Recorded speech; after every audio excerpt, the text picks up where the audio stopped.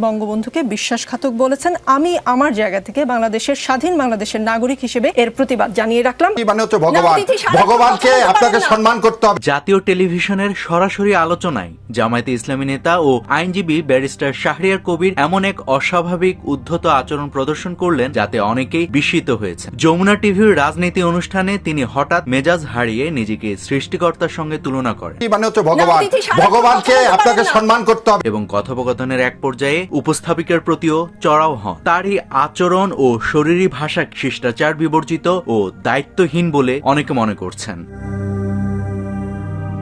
ঘটনার সূত্রপাত হয় যখন উপস্থাপিকা রোকসানা আঞ্জুমান নিকোল বিজয়ের মাসে বঙ্গবন্ধু শেখ মুজিবুর রহমানকে করা শাহরিয়ার কবিরের একটি বিতর্কিত মন্তব্যের প্রতিবাদ জানান। বঙ্গবন্ধুকে বিশ্বাসঘাতক বলেছেন। আমি আমার জায়গা থেকে বাংলাদেশের স্বাধীন বাংলাদেশের নাগরিক হিসেবে এর প্রতিবাদ জানিয়ে রাখলাম। তবে শাহরিয়ার কোনো যৌক্তিক বা রাজনৈতিক ব্যাখ্যা না দিয়ে মুহূর্তেই ক্ষিপ্ত হয়ে ওঠেন। লাইভ চলাকালীন অবস্থায় তিনি উপস্থাপিকার দিকে আঙুল তুলে কিছুটা ধমকে সুরে কথা বলতে থাকেন।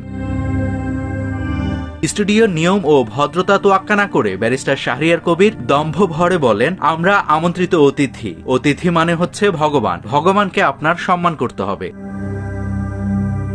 একজন ধর্মভিত্তিক রাজনৈতিক দলের নেতার মুখে নিজেকে ভগবান দাবি করা এবং সেই অজুহাতে অন্ধের মতো সম্মান দাবি করাকে অনেকেই চরম অহমিকা ও ধর্মীয় অনুভূতিতে আঘাতের শামিল বলে মনে করছেন। শাহরিয়ার কবির এখানেই থামেননি। উপস্থাপিকাকে হেয় করতে ইংরেজিতে চিৎকার করে বলেন, I am not your slave, যার বাংলা হচ্ছে আমি আপনার গোলাম নয়।